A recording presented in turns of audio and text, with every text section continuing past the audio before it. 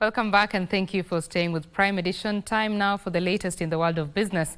The government plans to lease 100,000 acres of land at the Bura irrigation scheme to private investors. Irrigation Principal Secretary Ephantus Kimotho says the investors will lease the land for 30 years in a strategy aimed at increasing the acreage under irrigation for food production. The government says it is seeking 365 billion shillings from the private sector in the next 10 years to optimize 319,000 acres of irrigation schemes. Part of the PPP strategy will include leasing of government land at irrigation schemes to increase production.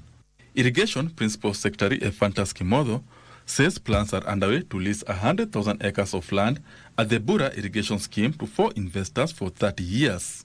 This plan also has several investment pathways, which have considered the land security, water security, and the financing method. We have Bura, we are targeting about 100,000 acres. We have 4 people who have expressed interest in doing rice, sugarcane, and primary rice and sugar. These are 2 private investors who were awarded 200,000 acres at the Galana Kulalu irrigation scheme are set to start production mid this year. Be breaking ground in a few months to build a dam that will enable us do production of 200,000 acres. This will be done under PPP frame. The government plans to leverage on increased irrigation to stop rice importation by 2032.